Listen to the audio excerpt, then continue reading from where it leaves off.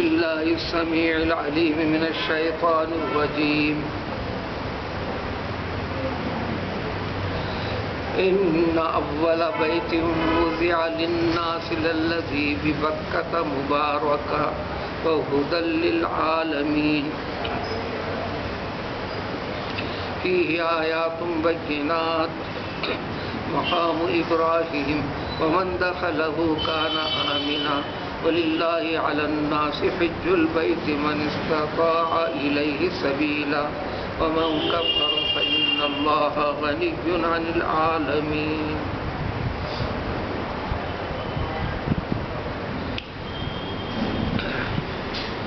یقیناً سب سے پہلا گھر،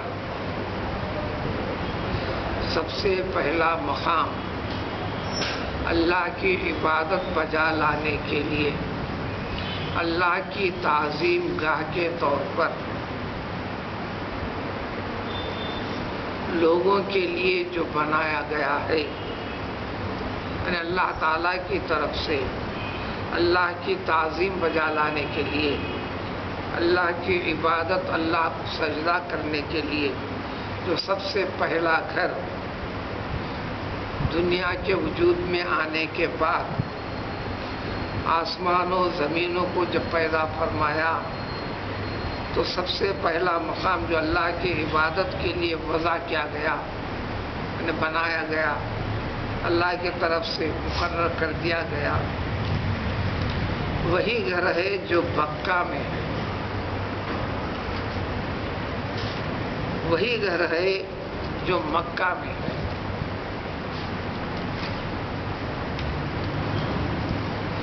عربی میں میم کو بے، بے کو میم میں بدلتے ہیں، بھی مکہ ہے بھی مکہ۔ جب بدلتے ہیں تو تھوڑا سا معنی کے اندر ایک لطافت، ایک خصوصیت بھی بیان کرنا مقصود ہوتا ہے۔ اور یہ گھر، یہ مقام یعنی خانہ کعبہ مبارک ہے، اللہ تعالیٰ نے اس کو برکتوں کے ساتھ جوڑ دیا ہے، اور تمام جہاں والوں کے لیے ہدایت و رہنمائی کا ذریعہ بھی ہے۔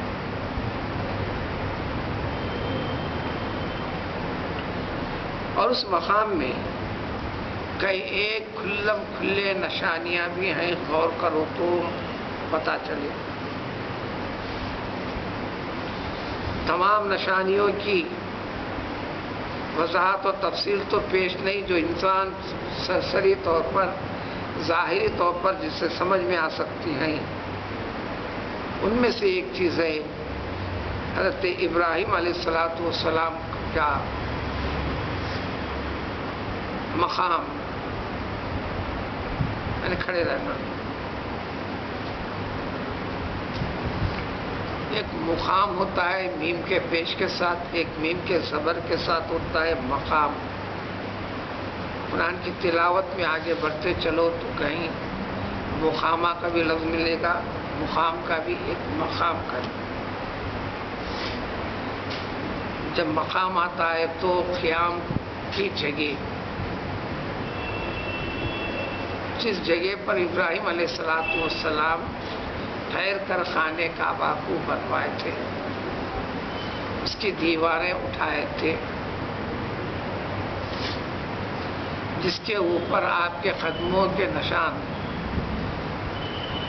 جمے ہوئے تھے، جمے ہوئے ہیں، آج بھی ہیں۔ البتہ اس مقام کو خانہ کعبہ کی دیوار کے بازو سے ہٹا دیا گیا ہے ذرا سا آگے، سہولت کے خاطر۔ اس مقام کو بڑا خاص مقام اور مرتبہ اللہ تعالیٰ عطا فرماتے ہوئے ذکر کرتے ہیں کہ ایک اللہ تعالیٰ کی بڑی نشانیوں میں سے ایک نشانی ہے، ایک تو مقام ابراہیم تمہیں جو دکھتا بھی ہے۔ تفصیل وغیرہ تو سارا قرآن پڑھیں گے، سمجھیں گے، تاریخ اسلام سنیں گے، پڑھیں گے، حقائق تو اس کی پوری وضاحتیں سامنے آئیں گی۔ یہ پارہ 4 شروع ہوا ہے، پہلے پارے کے اندر خود اس کا ذکر آ گیا.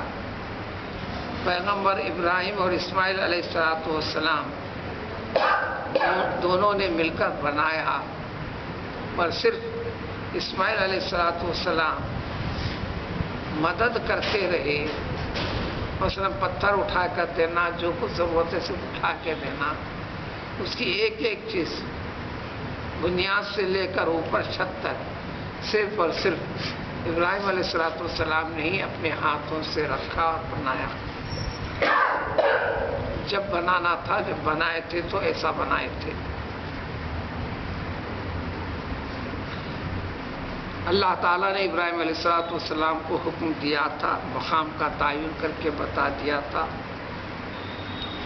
ومن دخلہ کان آمنا، اور نشانی ایک یہ ہے جب سے اس کو اللہ تعالیٰ نے خانہ کعبہ کو بنوائے ہیں، اس کے اندر ایک خصوصیت اس کو عطا کیے گئے ہیں، جو بھی اس کے اندر داخل ہو گیا وہ امن میں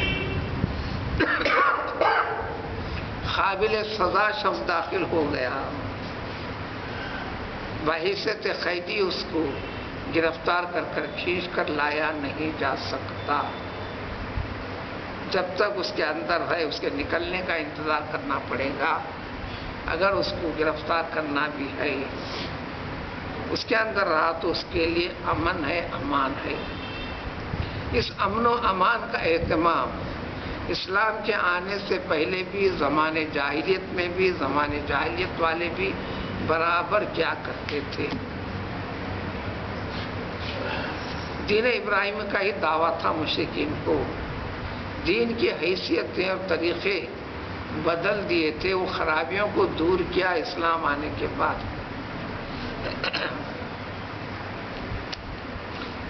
ان کی خرابیاں کیا کیا تھیں قرآن کئی جگہ اس کی وضاحت کرتا ہے، احادیث کے اندر بڑی تفصیل کے ساتھ ہے.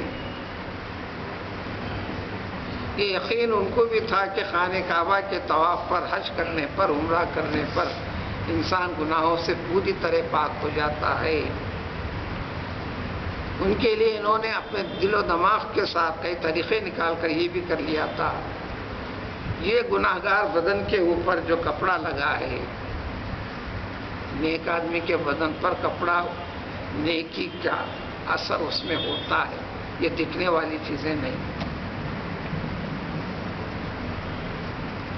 شروع سے آخر تک ساری کی ساری چیزیں نیک آدمی کے ملکیت والی چیزیں اس کی ایک خوبی ہوتی ہے. بھوک ہر ایک کو لگتی ہے، کھانا ہر ایک کھاتا ہے، کھانے کی جو نسبت ہوتی ہے اس کا اثر ہوتا ہے. مردے کے عنوان سے پکا ہوا کھانے کی ایک نسبت، مردہ پن والی کیفیت کا ایک اثر پیدا ہوتا ہے. حدیث شریف نہیں ہے، تجربہ. عربی کے اندر محاورہ ہے، طعام المیت یمیت القلب. مردے کے عنوان کا جو کھانا کھاتا ہے اس میں دل کے اندر بھی مردہ پن جیسی کیفیت کا اثر چھوڑ جاتی ہے.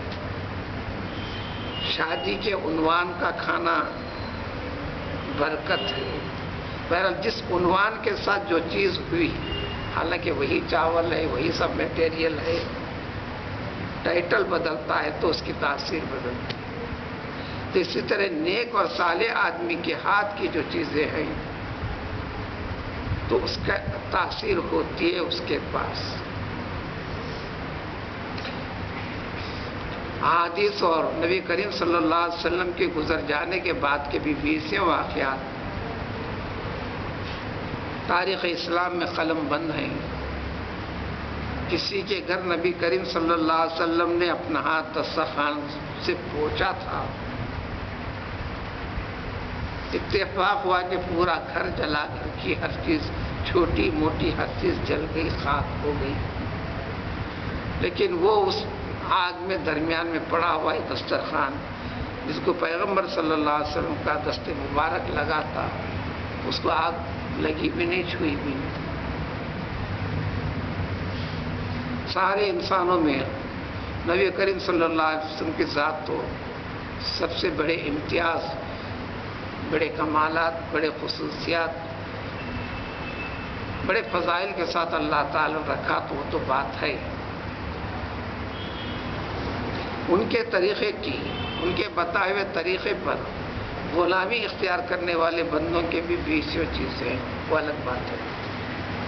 تو اس لیے اس کو اپنے طور پر یہ کر کر مشرکین مکہ نے جب وہ پوری طرح گناہوں سے پاک ہونا ہے تو یہ بھی انہوں نے طریقہ نکالا تھا، گناہ پاک کرنے کے لیے جا رہے ہیں۔ جب میں سرتاپا گناہ گار ہوں، اس گناہ گار بدن سے جو کپڑا لگا ہوا ہے یہ بھی گناہ کے ساتھ جڑا ہوا ہے، لہذا پوری طرح پاک ہونے کے لیے کپڑا نام کی چیز ضروری نہیں ہونا، بالکل برہنہ کیفیت میں، نہ کوئی جھانگے کی شکل، نہ انڈرویئر کی شکل، نہ کچھ نہ کیا۔ ماں کے پیٹ سے جس طرح انسان بچہ پیدا ہوتا ہے اس کیفیت سے ہی اگر وہ خانہ کعبہ کی طواف تکمیل کی جائے تو پوری طرح گناہوں سے پاک ہو سکتا ہے۔ اس طریقے سے حج والی عبادت کے اندر، عمرے کے طریقوں کے اندر انہوں نے یہ طریقے کو رائج کر لیا تھا، صرف فرق اتنا کر لیا تھا، مردانے کو سورج کے نکلنے کے بعد سے سورج کے ڈوبنے تک کے ٹائمنگ ان کے طواف کی، سورج غروب ہونے کے بعد سے سورج نکلنے تک کے ٹائمنگ عورتوں کے لیے، بس اتنا فرق کر لیا تھا۔ جتنے خرابیاں آئی تھی ان میں قرآن جگہ جگہ ذکر کرے گا آگے بھی، ان یتبعون الا الظن، صرف اور صرف اپنے وہم اور گمان، رسم و رواج کو بنیاد بنا کر دین کے اندر بیسوں چیزوں کو داخل کر کر دین کو بگاڑ دیا تھا۔ اسلام نے آ کر اس کی اصلاح کیا، بت نصب کر دیے تھے، اس کی وجہ سے کعبہ کعبے کی جگہ خراب ہوئی کہہ کر جگہ کو بدلا نہیں گیا، جو خرابیاں تھیں ہٹا دی گئی۔ خانہ کعبہ کے ارادے نیت کے ساتھ جو آیا کرتے تھے ان کی خدمت کرنے کو سب سے بڑی اطاعت عبادت سمجھتے تھے، اسی اطاعت و عبادت، ان کے آنے والوں کی خدمت، یہ خاندان قریش کے اندر ذمہ داری جو ٹھیک تھا، جو اچھائیاں تھیں جو کی تو واقع رکھا، جب تھیں تو آج بھی اسلام کا وہ حصہ ہے۔ حجاج کو پانی پلانا، ان کی رہنمائی کرنا، جس کو عربی میں صدانہ کے الفاظ ہیں، وہ عبادت تھی۔ اسلام نے بھی آ کر اس کو عبادت قرار دیا، تاکید کی۔ اسی عنوان سے اہل خیر حضرات، اہل ثروت، خوشحال طبقہ، خاص طور پر حدود مکہ، حدود عرب ممالک میں رہنے والے، اور اس کے علاوہ پوری دنیا بھر کے بھی جو زیادہ پیسوں سے تعلق رکھتے ہیں، انڈونیشیا، فلاں فلاں تمام سے رمضان میں، حج کے دنوں میں 20 قسم کی خدمات انجام دیتے ہیں، یا پیسہ خرچ کر انتظام کرواتے ہیں، پانی کا سپلائی کرنا، کبھی کھانے کی چیزیں کرنا، کبھی ضروریات وغیرہ کی چیزیں، جن کے پر کافی زیادہ رقم، وہ صرف اور صرف اس عنوان سے کہ وہ عبادت کا حصہ ہے، سب سے زیادہ فضیلت ہے۔ پہلے بھی تھی سو تو باقی ہے۔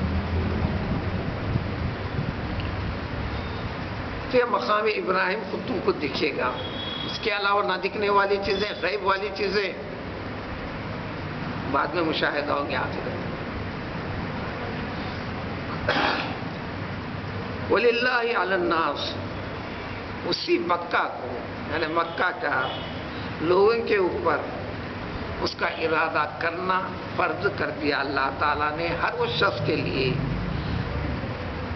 جو وہاں پہنچ سکتا ہو، الفاظ ہے پہنچنے کی طاقت ہو، پہنچ سکتا ہو۔ اس کے اندر بڑی گہرائی ہے. آپ کو اپنی کمائی کا پسوانا ضروری نہیں ہے. تحفے کی شکل، ہدیے کی شکل آپ کے لیے انتظام ہوتا ہے، آپ جا کے کرتے ہیں تو آپ کا فرض رہ جاتا ہوا سچ پہنچنے کی ہے.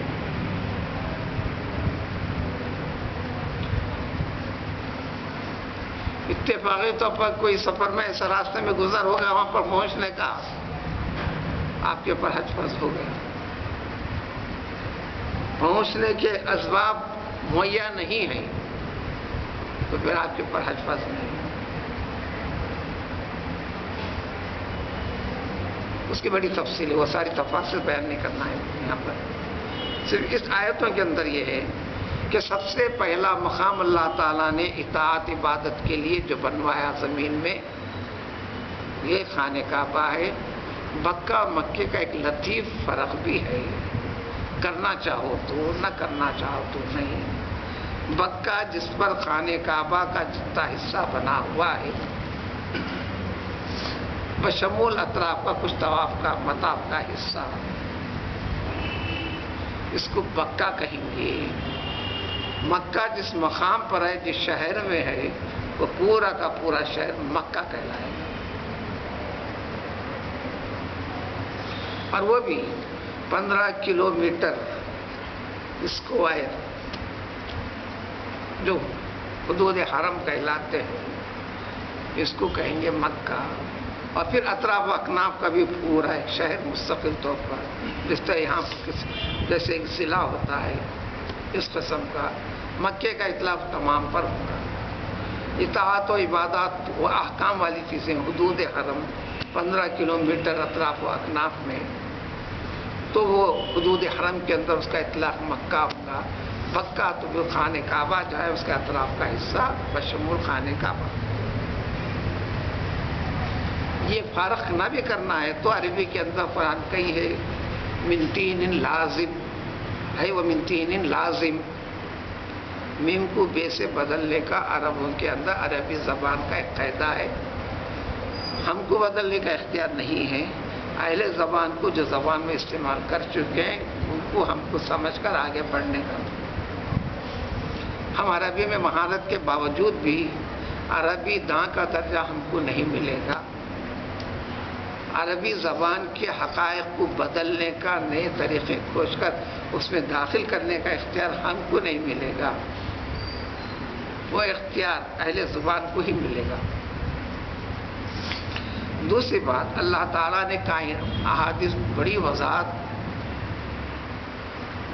20 صفحات پر مشتمل وضاحتیں ہیں، صرف انتہائی اختصار سے چند چیزیں. اللہ تعالیٰ نے کائنات بنایا، آسمان بنایا، زمین بنایا. عرش کے نیچے بالکل اس کے محاذی میں نیچے آسمانوں کے اوپر ایک مقام بنایا، اس کا نام ہے بیت المعمور. سارے احادیث وغیرہ کے اندر وضاحت ہے، یعنی زمین کے علاوہ رہنے والی مخلوقات خداوندی سارے فرشتوں کے لیے طواف کرنے، عبادت کا ایک مقام متعین کر کے رکھا ہے. یعنی عرش کے سائے کے نیچے اسی کے برابر اس میں آسمانوں کے اوپر 7ویں آسمان پر سارے سیدھے الفاظ میں کعبہ بنا ہوا ہے. آپ اس کو مکہ کہتے ہیں، کعبۃ اللہ کہتے ہیں، اس کو بیت المعمور کہتے ہیں. فرشتے طواف کرتے ہیں. فرشتوں کی تعداد کا تو حساب نہیں. یہاں پر تو کوئی شخص دعویٰ کرتا ہے میں 4 حج کیا، 5 حج کیا، کوئی 15 حج کیا. کتابوں میں ہم نے دیکھے کہ کسی نے اپنی زندگی میں 60 حج بھی کیا، 60.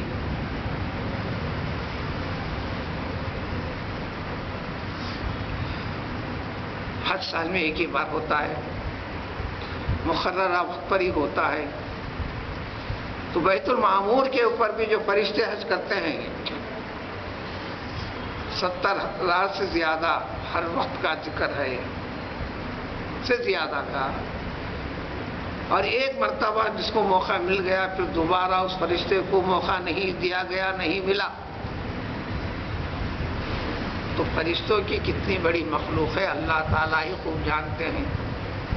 اسی کا ذکر ہے سورۃ المدثر میں، وما یعلم جنود ربک الا هو.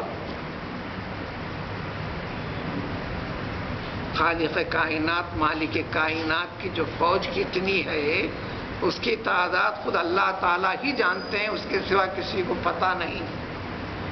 کسی کے حد و حساب میں آنے والی چیز نہیں. ساری کائنات کے ذرے ذرے پر انتظام کے لیے اللہ تعالیٰ کی فوج پھیلی ہوئی ہے جو فرشتے ہوا کرتے ہیں. ہر انفرادی طور پر چاہے مسلمان ہو، چاہے ایک انسان کافر ہو کہ مسلمان ہو، نیک ہو کہ برا ہو، کم سے کم ہر وقت 24 آورس ہر انسان کے ساتھ کوئی 23 یا اس سے زیادہ فرشتوں کا ساتھ رہنے کا ذکر ہے. قدرت کے بہت بڑے انتظامات ہیں، اس لیے اس کی ناشکری کے اوپر سب سے زیادہ ناراضگی کا ذکر کیا گیا ہے. فرشتوں کے لیے بیت المعمور بنایا گیا. زمین کو پھر پیدا کرنے سے پہلے صرف پانی ہی پانی. آج بھی زمین پانی پر ہی ٹھہری ہوئی ہے، سائنس کے اعتبار سے تحقیق ہے. تو زمین کو جب پیدا فرمایا تو یہ وجود میں آئی تو سب سے پہلا جو حصہ پانی کے اوپر ظاہر ہوا جیسا جزیرے کے جیسی شکل کا،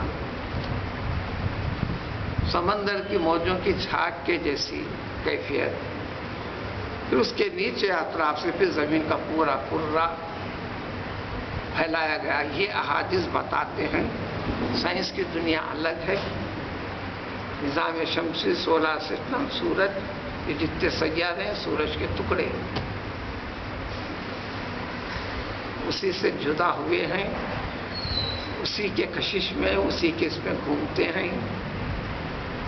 پھر جس کو چاند کہتے ہیں یہ زمین، پھر زمین میں سے ٹکڑا ایک الگ ہوا، زمین کی کشش کے ساتھ گھومتا ہے. وہ یہ آپ کی سائنس کی ٹیکنیک.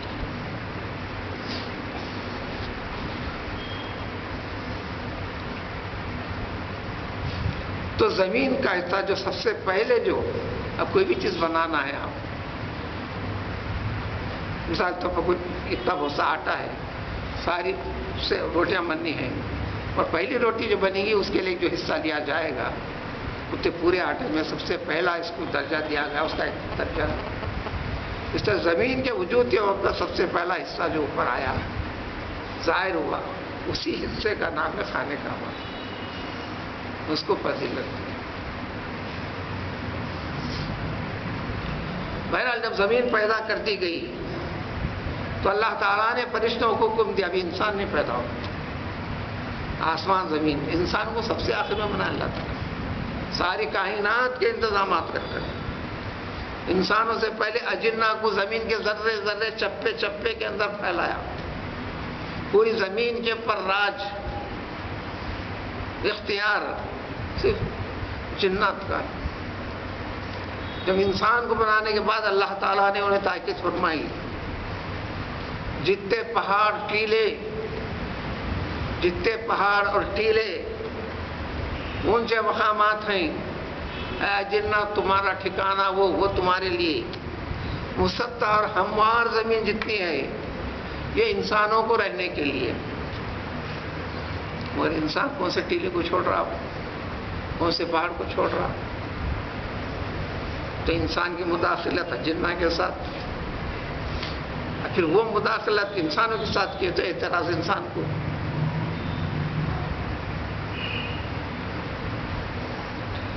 ان کے حدود میں یہ اپنا اختیار سمجھ کر آگے بڑھتا ہے، پھر وہ اس میں آ کر آپ کے پاس مداخلت کرتے ہیں تو پھر آپ کو اعتراض. کوئی مسجد بھی خالی نہیں ہے جس میں اجنہ نہ آتے. 5 نمازیں ادا کرتے ہیں،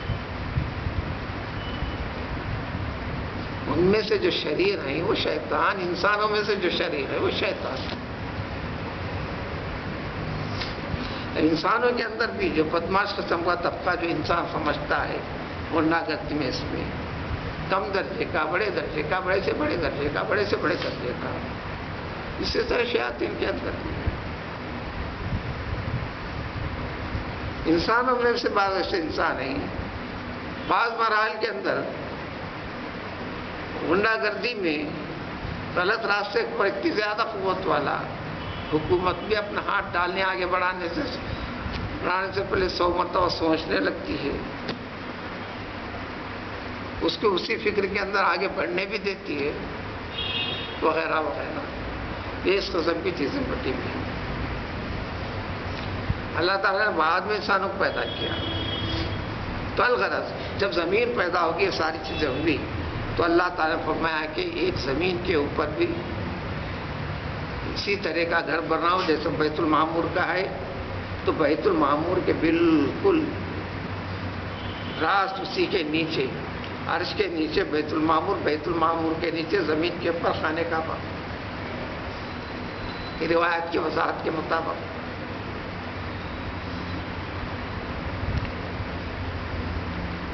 وہ فرشتے جو زمین میں ہیں، کائنات کے چپے چپے میں فرشتوں کا نظام. اس سے پہلے بھی بات تھوڑی سی وضاحت کی گئی تھی، زیادہ تحقیق میں جانا دشوار ہے. اردو کے اندر الفاظ کی کمی ہے. عربی کے اندر حقبتن کے معنی زمانہ، زمانن عربی لفظ ہے زمانہ، عصرن کے معنی زمانہ، سرمت کے معنی زمانہ، دہر کے معنی زمانہ. سورۃ الدہر اسی سے نام ہے، لیکن فرق ہے. اردو میں گنجائش نہیں، اردو میں گنجائش نہیں. عربی کے اندر ایک من کا لفظ آتا ہے، اردو والے ترجمہ کرتے ہیں سے. بے کا لفظ آتا ہے، عربی اردو والے ترجمہ کرتے ہیں سے، جیسے بسم اللہ.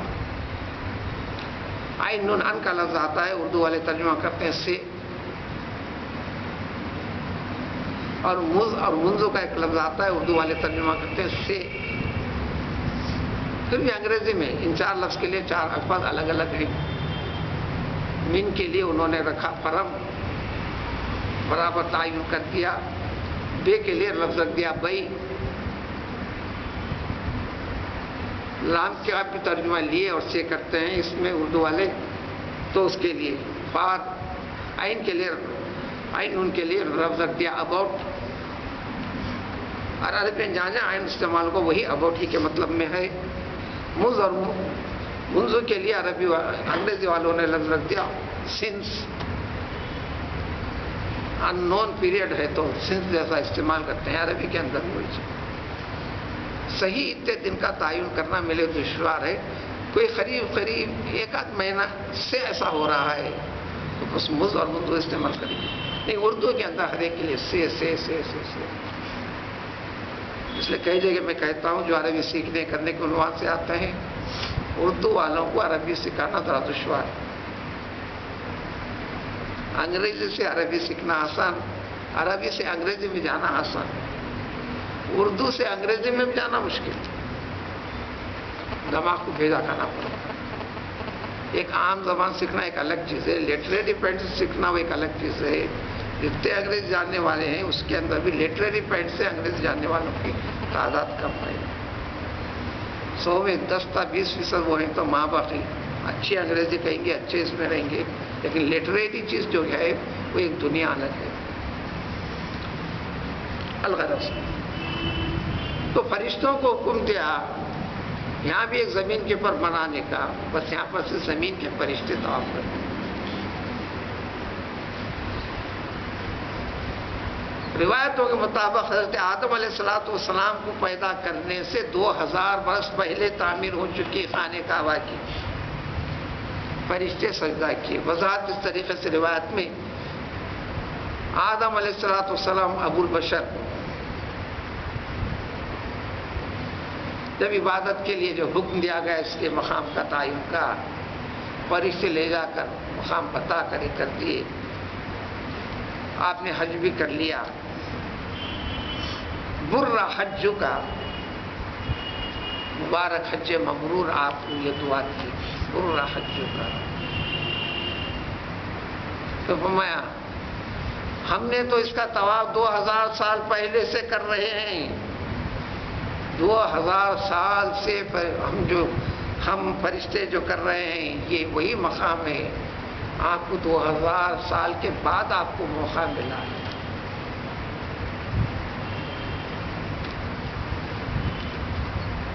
تو فرشتے جو ہیں کائنات کو جب بنانا شروع کیا اللہ تبارک تعالیٰ نے ساری چیزیں جس کو زمانہ کہتے ہیں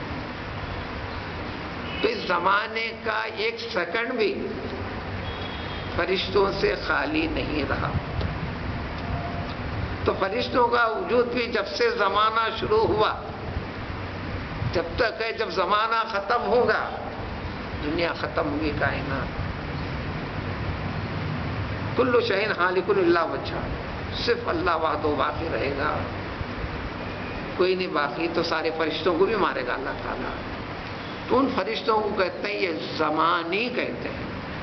اب یہ اصطلاح میں اردو کے اندر تو ایک ہی معنی اردو کے اندر تو فرق کرنا زیادہ دشوار ہے لیکن انسان کو دہری کہتے ہیں دہر سے. اس زمانے کے ایک حصے میں مثلا فلاں شخص کی پیدائش 1900 فلاں میں ہوئی 2002 میں دنیا سے چلا گیا اس کا زمانہ اس کا دہر اس کو عربی میں اس کو یہ دہری کہتے ہیں. اور اللہ تعالیٰ کی ذات سرمدی ہے اس کے نہ ابتدا نہ انتہا ازل سے ہے ہمیشہ ابد سے ابد الآباد تک وہی ہے. لیکن ہم اس میں الگ لفظ کا تعین کرتے ہیں تو سرمد کے معنی زمانہ دہر کے معنی زمانہ عصر کے معنی زمانہ زمانے کے معنی زمانہ حقبت کے معنی زمانہ وغیرہ وغیرہ. تو یہ فرشتے تو دہری ہیں تو فرشتے بہت پہلے سے ہیں تو ان کے لیے اللہ تعالیٰ نے اطاعت و عبادت کے لیے ان کے لیے بھی کعبہ بنا کے رکھا تھا. جب یہ بنا دیا فرشتوں نے زمین کے اوپر اس کا نام ہے سراح پڑھیے یا سراح سواد را الف ہا. جب انسان کرنے لگے تو کعبہ ہوا. بات پیدا ہوئی اس لیے قرآن میں ذکر کرنے کی وجہ یہ سارے اہل کتاب بیت المقدس کا جھگڑا ہے یہ جھگڑا ختم ہونے والا بھی نہیں. ایمان کی آزمائش ہے زمانے کا شاید ہی کوئی حصہ خالی رہا ہو قتل و غارت گیری نہ ہوئی ہو اس زمین کے اوپر خون نہ بہا ہو انسانوں کا قدیم سے بہا ہے بہتا رہا ہے بہہ رہا ہے بہتے رہے گا. عنوان اللہ تعالیٰ کے مقدس گھر کا دونوں مسجدوں کا تعلق اس اسلام کے ساتھ اسلام کا تعلق ہر نبی کے ساتھ ہر نبی کی شریعت کے ساتھ ہر نبی پر بھیجی گئی نازل شدہ کتاب کے ساتھ. ہمیں لینا دینا کیا ہم خاموش بیٹھتے ہیں یہ ہو نہیں سکتا. مسلمان کے لیے آج بھی یہودیوں کا قبلہ سینکڑوں انبیاء کرام علیہ الصلوۃ والسلام کا قبلہ بیت المقدس رہا ہے. آج بھی یہودیوں کا قبلہ بیت المقدس ہے. مدینہ تشریف لائے پیغمبر صلی اللہ علیہ وسلم ہجرت کر کے سارے مدینے کے اندر بستی یہودیوں سے بھری ہوئی ہے. کوئی قریب 1200-1300 سال پہلے سے علامتیں دیکھ کر آخر زمان پیغمبر یہاں آنے والے ہیں اسی عنوان سے انہوں نے اس کو شہر بنایا تھا جس کا نام یثرب رکھا.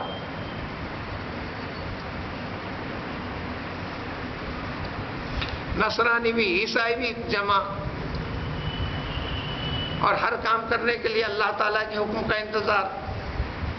مکے کی 13 سالہ زندگی میں رسول اکرم صلی اللہ علیہ وسلم جب بھی عبادت کرتے خانہ کعبہ کی طرف کا ایسا رخ اختیار کرتے کہ کعبہ بھی ہے اسی کے اس میں بیت المقدس کا رخ بھی مل جائے. اس میں فرق کی شکل ہی نہیں تھی.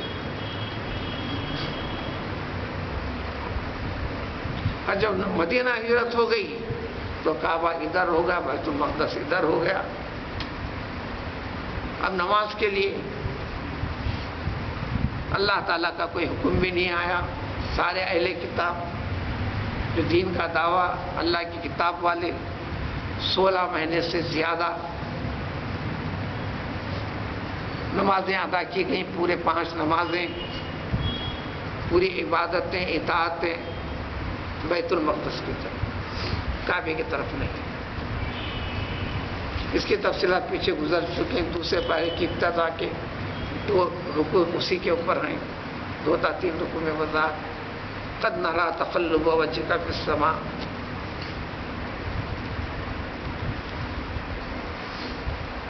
پھر بعد میں اللہ تعالیٰ کا حکم آیا، حالت نماز میں تھے، کوئی 2 رکعت ادا ہو چکے تھے، 2 رکعت باقی تھے. حکم خداوندی ہے کہ اب تمہارا قبلہ خانہ کعبہ. حالت نماز میں پلٹ گئے. مدینے میں آج بھی اس مقام کو جھکا کو رکھا گیا ہے، مسجد القبلتین کے نام سے ہے. یعنی اس مسجد کو دونوں قبلوں کے اوپر رخ کرتے ہوئے ایک نماز کے ادا کیے جانے کا موقع ملا تھا.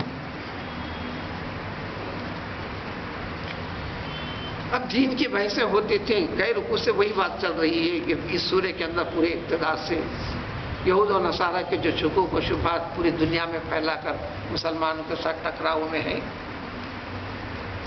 تو یہودیوں کا دعویٰ کہ ہمارا قبلہ بیت المقدس سب سے افضل، سب سے قدیم انبیاء کرام علیہ السلام کی ہجرت گاہ صحیح ہے، ان کا قبلہ کا دعویٰ صحیح ہے، سب سے افضل. یہ ایک سوال ہے. ان کے شکوک کو دور کرنا اس اعتبار سے. دوسرے اعتبار سے مسلمان جو اس قرآن کے اوپر ایمان رکھتا ہے اس کی حقیقت کو جانے اور سمجھے. بیت المقدس کی حقیقت سے بھی مسلمان ہاتھ چھڑا نہیں سکتا. اپنے خیال کو اس سے دور نہیں کر سکتا.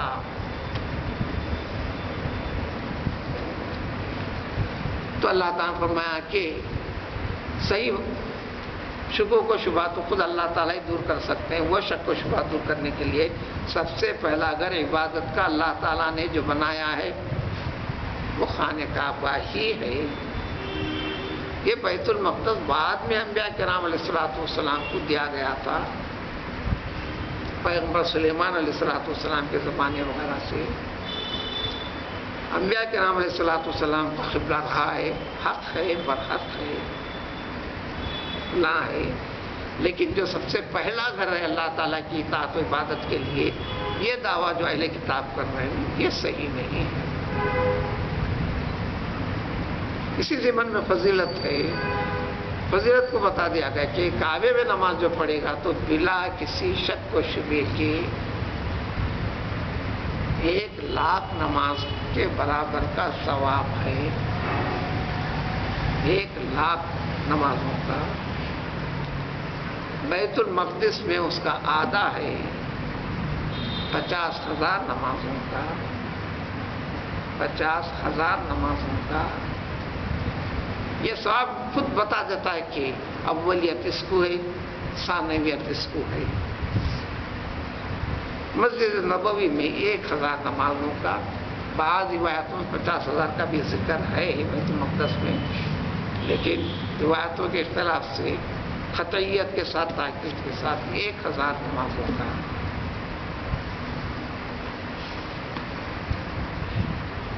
تو مسجد حرام میں 50 یہ 1,00,000 نمازوں کا ثواب. اسی لیے جو جاتے ہیں اپنی پوری نمازیں ادا کرنے کا، اوپر جو ابھی آیت میں جو کہ وہاں پر خانہ کعبہ میں 20 آیتیں ہیں اللہ تعالیٰ کی. ایک تو نماز کا ثواب. دوسرے دین اسلام کے بعض چیزیں ایسی ہیں کہ صرف وہیں پر ہو سکتی ہیں، دنیا کے کسی حصے میں نہیں ہو سکتے.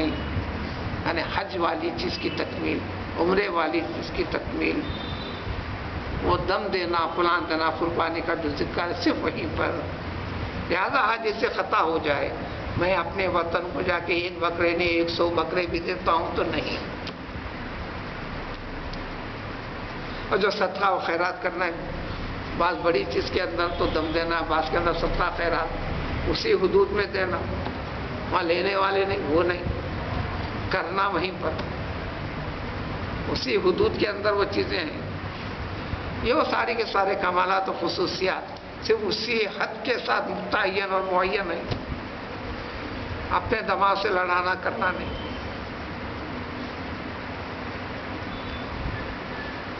تو اللہ تبارک تعالیٰ ان کے شکوک و شبہات کو دور کر ایمان والوں کے لیے بھی بتاتے ہیں، مسلمانوں کے لیے یہ خاص خصوصیت کے ساتھ ہے.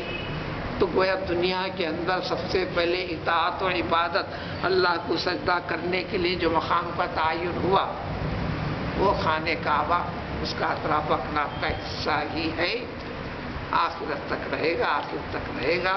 مسلمانوں کو تاکید ہے، اس میں کیا حکمت ہے اللہ تعالیٰ خوب بہتر جانتے ہیں. اے لوگوں، اول فرصت میں من استطاع الیہ سبیلا کے تحت فرصت مل جائے تم حجو قبل ان تمنعوا او کما قال النبی علیہ الصلوۃ والسلام، حج کر لو کہیں تمہیں روک دیا نہ جائے. دنیا کے ممالک کے رکاوٹ ہو سکتے ہیں، حالات کے رکاوٹ ہو سکتے ہیں، کوئی بھی طریقے سے ہو سکتی ہے.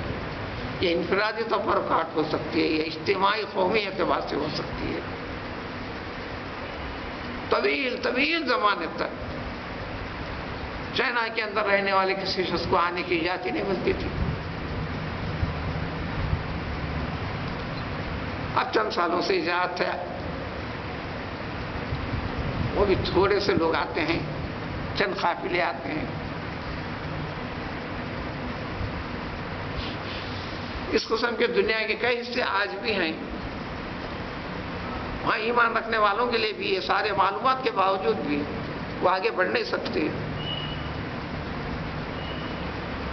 یہاں بھی اگر جانے کے لیے اتنے سارے لوگ درخواست داخل کرتے ہیں، جب درخواست داخل کرتے ہیں تو پورے پکے یقین کے ساتھ، نیت کے ساتھ ہی، لیکن اجازت نہیں ملتی آپ کو، وغیرہ وغیرہ. کوئی بھی شکل ہو سکتی ہے، زندگی کی شکل ہو سکتی ہے، بیماری کی شکل ہو سکتی ہے، کئی رکاوٹیں ہو سکتی ہیں. تو اس کی اہمیت کو فرمایا کہ تم کو جب فرصت ملے اول وقت میں حج ادا کر لو. لیکن ہم ہندوستانی اس کے اطراف اکناف والوں کا یہ نظریہ کہ بوڑھے ہونے کے وقت پہ دیکھا جائے گا. اب اسے کیا ضرورت ہے ہمارے حج کو؟ یہ کہاں سے نکال لیا گیا نہیں معلوم. ابھی زندگی پڑی ہے، کر لیں گے باس کے پاس، ابھی زندگی لے. بس تو گستاخانہ لہجے کے اندر یہ بھی تفسیر ہے، ابھی ایسے کیا بڑے گناہ کیے ہم، ابھی چلنے تو زندگی جب موقع گاتے کر لیں گے. بلکہ مہاویر بھی بنا کر رکھے، بلی 80 چوہے کا شکار کر کر حبش کو نکلی. خیر اس کی اپنی اہمیت ہے، اس کی جگہ اپنی اپنی چیزوں کے ساتھ ہے. پوری زندگی میں ایک مرتبہ حج کر لینا کا ذکر ہے، جس کے پر یہ طریقے استطاعت دینے والی ذات اللہ تعالیٰ کی، مال دینے والی ذات اللہ تعالیٰ کی، صحت پر باقی رکھنے والی ذات اللہ تعالیٰ کی. اس کا حکم ہے کہ استطاعت ہے تو کر لو. اب رہا یہ سوال، بھئی آخر عمر میں کر لینا اس لیے کہ پورے گناہ معاف ہوتے ہیں، پھر آنے کے بعد پھر کیسا، پھر گناہ ہو گئے تو؟ اور جو استطاعت والا تو ایک مرتبہ فرض ادا کرنے کے بعد حدیث شریف میں ہے جب 5 سال ہو جائے تو پھر حج کی سعادت سے محروم نہ رہو. ایک حدیث ہے، اسی بنیاد پر 5 سال کی وہ شرط لگاتے ہیں، یعنی وہ فرض نہیں ہے، اس کے شرف کو حاصل کرو. 5 سال ہو گئے تو پھر محروم مت رہو. 5 سال سے پہلے مت کرو ایسا نہیں، 5 سال کے بعد ہی کرو ایسا نہیں. لازم اور ضروری یہ ہے. میں خود اپنے قافلے میں صاحب کو دیکھا، پورے دنوں دیکھا، بڑے سمجھدار، بڑی حکمت کی باتیں کرتے ہوئے، بڑے عقل مند تجربے کار. ان سے صاحب نے پوچھا پھر کب ارادہ ہے آپ کو دوبارہ سفر کرنے کا حج کے لیے؟ بغیر کسی تعامل کے تاخیر کے بغیر کہنے لگے زندگی میں بہت کام کرنا ہے، کیا یہ کام لے لے کے بتاؤں؟ یہ ایک بار کر لیے یہ زندگی میں بہت سے کام آئے. کسی کا نظریہ ایسا. بہرحال انہوں نے استطاعت کے تحت تحج تو کر لیا، وہ بھی سے معاملے ہیں. اولاد بھی بہت سارے لوگوں کو ضعیفوں کو بھیجتی ہے. یہاں ضعیف ہونے کی وجہ سے کوئی ہاتھ دباتا کوئی ان کو دباتا، اب ہم بھیجنے کے بعد وہ پوری خدمت نہیں ملتی. یہ بھی اس کان کے اوپر الفاظ پڑے ہیں. وہ اپنے لہجے میں حیدرآبادی وہاں کے پٹے مارو زبردستی ڈھکیل دیا، یہاں میں پریشانی میں پڑا ہوا ہوں. مینا کے میدان میں کہہ رہے ہیں بچے اپنے لیے سعادت مندی سمجھ کر ان کو کرا دیا جائے. بعض خدمت کے لیے رہتے ہیں، بعض مشاکل رہتے ہیں، واقعات ہوتے ہیں بیچ میں، واقعات سے لینا دینا نہیں ہے. لیکن استطاعت اللہ تعالیٰ کا ارشاد ہے استطاعت جس کو ہو جائے دیکھو اس کے اوپر حج فرض ہے. عربی کا ایک انداز خاص ہے. حج البیت للہ علی الناس من استطاع الیہ سبیلا. سادہ ترجمہ ہونا ہے جیسے نعبدو کا و نستعینو کا، لیکن سورہ فاتحہ میں ایسا نہیں. ایاک نعبدو و ایاک نستعین. یہ نعبدو کا لفظ کاف جو یور کے معنی میں ہے اس کو پہلی جگہ میں پلٹ دیتے ہیں. پلٹنے کے بعد اس میں کسی اور کی گنجائش نہیں، صرف اور صرف آپ ہی کی ہم عبادت کرتے ہیں، صرف اور صرف آپ ہی سے استعانت طلب کرتے ہیں. یہ صرف اور تاکید کے معنی کے لیے ایسا کر سکتے ہیں. تو یہاں بھی اسی قسم کو بھی انداز ہے وَلِلَّهِ عَلَى النَّاسِ، اللہ ہی کے لیے لوگوں کے اوپر فرض ہے خانہ کعبہ کا حج. حالانکہ جملہ شروع ہونا تھا خانہ کعبہ کا حج لوگوں کے اوپر اللہ تعالیٰ کے لیے فرض ہے. اگر یہ شرط ہے تو اس کو یوں پلٹا دیا تو جملہ ہو جاتا ہے حج البیت للہ علی الناس. زور والے معنی نہیں بنتے، اس میں زور دینا جیسے ایاک نعبد میں ہوتا ہے اللہ کے لیے. علی الناس یہ اہمیت ہے، لوگوں کے اوپر لازم ہے، ضروری ہے، فرض ہے. اللہ سے جب بات سٹارٹ کرتے ہیں تو واجب کے معنی نکلتے ہیں. قرآن میں ایسے کئی آیاتیں ہیں یا ایھا الذین آمنوا علیکم انفسکم.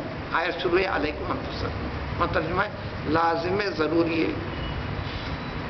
کسی کو بھائی لازم کہنا ہے تو علیہ کا علیکم، علیہ کا قضا ہوگا تیرے پر لازم ہے، ضروری ہے. ترجمہ میں نکلے گا یعنی لازم علیہ کا رہتا ہے. یہاں بھی اسی طرح علی الناس حج البیت لازم ہے، ضروری ہے، فرض ہے لوگوں کے اوپر، انسان کے اوپر جو بھی استطاعت رکھتا ہے وہاں تک پہنچنے کی راہ کی. یہ سب کچھ ہونے کے بعد اگر کوئی اہمیت نہیں دیتا، ومن کفر نافرمانی کرتا ہے یعنی قبول نہیں کرتا ہے تمہارے حج کرنے سے اللہ کو کچھ ملنے والا نہیں ہے، اللہ محتاج نہیں ہے تمہارے حج کا. اللہ تعالیٰ تو غنی ہے سارے عالموں سے، ساری کائنات اس کی متبع فرمانبردار ہے. ولو بالفضل ساری کائنات بھی مل کے بنانے والے کی نافرمانی کرے تو غنی اللہ تعالیٰ کی ذات تو بے نیاز ہے. تمہارے حج سے اللہ تعالیٰ کو کچھ ملنے والا نہیں، بلکہ اللہ تعالیٰ تم کو اس کے ذریعے سے تم کو نوازنا چاہتے ہیں، مہربانی کروانا چاہتے ہیں، گناہ معاف کرانا چاہتے ہیں، جنت اور نعمتوں کا حقدار بنانا چاہتے ہیں، دوزخ سے دور رکھنا چاہتے ہیں. اگر اس کو اہمیت نہیں دیتا تو اللہ تعالیٰ کو ضرورت ہے، وہ بے نیاز ذات ہے.